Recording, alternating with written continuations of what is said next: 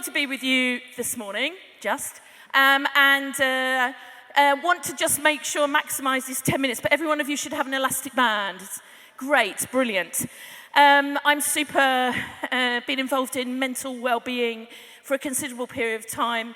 I've been in youth work for quite a few years now, and I'm passionate that we look after ourselves as well as the children and young people that we work with. And I am a youth mental health first aid instructor. I'm also a suicide first aid instructor. I'll just say I'm not going to go too deeply into mental health at this point, but if you're coming along to the workshops this afternoon, I'll just caveat that we will, just give you a heads up for a trigger that we will talk a bit about mental health this afternoon. Your elastic bands are important.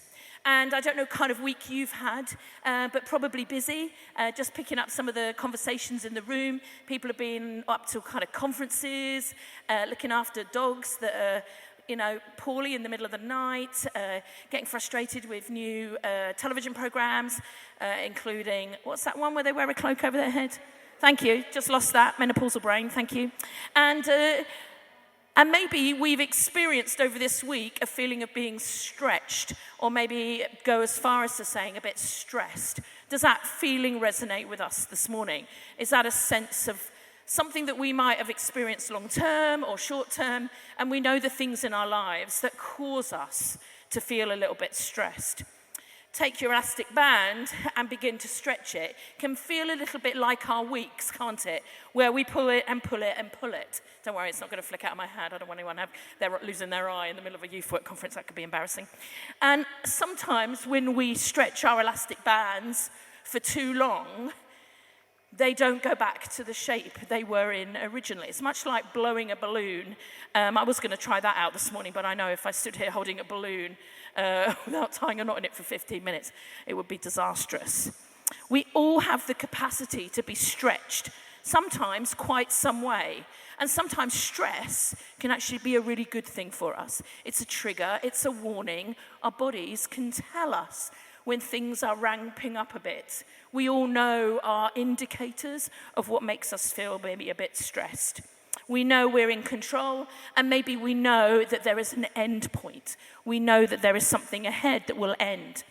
However, sometimes stress can be a bit overwhelming, and we can't escape it, and somehow we cannot stop from stretching ourselves.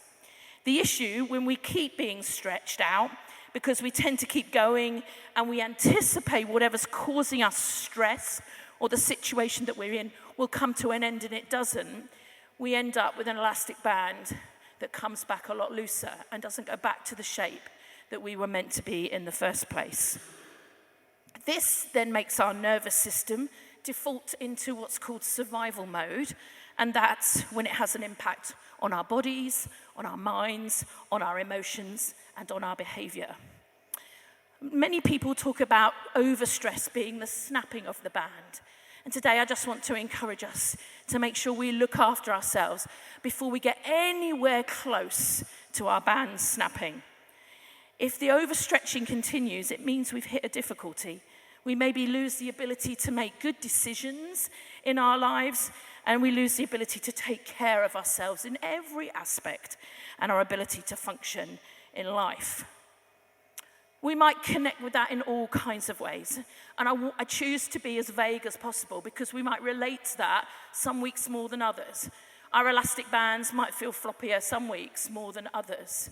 But looking after ourselves, when our ministry is also about looking after the lives of our children and young people and supporting them in their mental well-being, is really important. The brilliant book of 1 Kings 19 tells us about Elijah. And you'll be familiar with this marvelous story of when Elijah comes to God and says, I'm done. I'm absolute toast. I've had enough. Some people might even refer to his words and his approach as suicidal. But God does something amazing. And instead of kind of giving this huge wind and storm and fire, he does this. Naps, snacks, friends, God, repeat. Have something to eat. Restore yourself physically.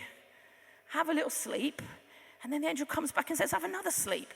Whoever tells us that in our lives? How many of us have had naps, woken up, had a biscuit, and someone said, go have another nap? How amazing. Naps, snacks, time with God.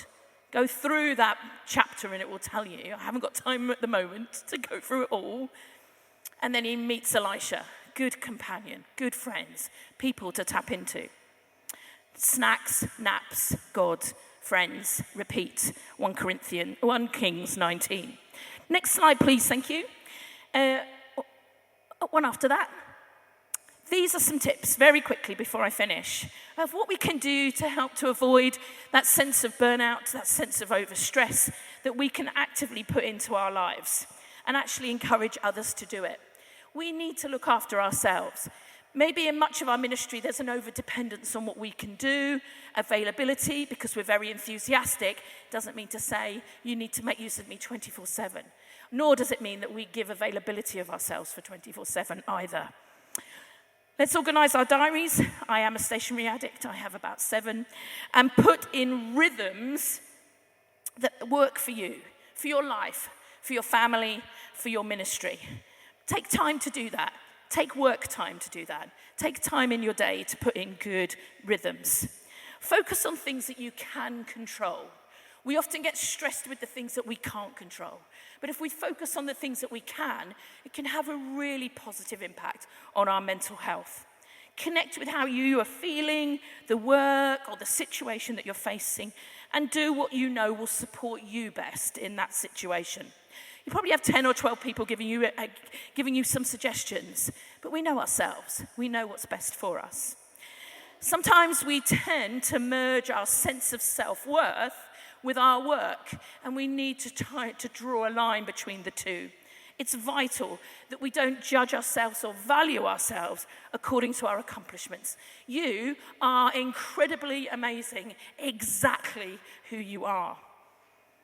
Get good sleep. I'm a massive advocate for naps. Maybe that's because I'm 56 and I have a lot of them.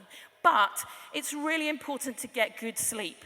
If you're doing youth group on a Saturday night or a Friday night or whichever night you do not feel guilty for having a lie-in. Make sure we get enough sleep. It can have a really big impact on our physical well-being. Big one, make time for fun. How many people here deliberately make time for fun in their diaries? Who schedules fun into very good? Anybody else? One person, okay.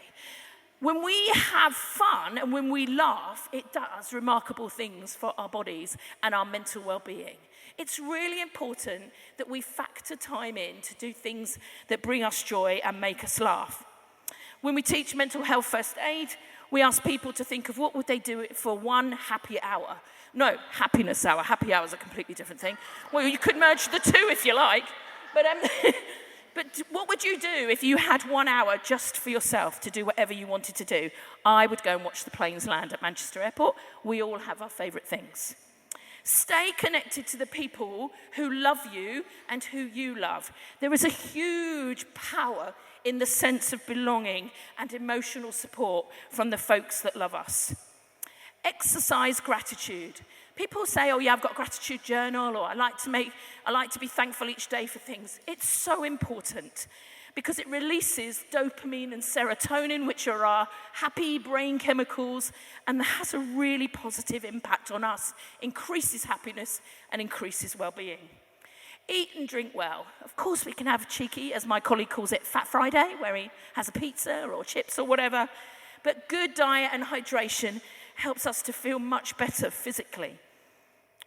Good boundaries are really important, and good working patterns as well. Make sure we take our breaks. Some of us work through our lunches, and we shouldn't. We should take an hour and go and talk to the squirrels in the park and have a nice sandwich. Marks and Spencer's, they're the best ones. Make sure you've got good management. Make sure that people are taking care of you as well as your work. And make sure you use all your holidays up. Reduce screen time. Best thing I ever did, turn the colour off on my iPhone so it's black and white. That's amazing. But if we can reduce the time in front of screens, it can have a really positive impact on our mental well-being. And if we get to a point where we're low, talk to someone.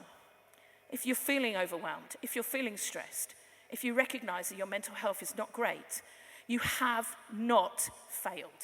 You are not a failure. We need to talk so much more about mental health in our churches.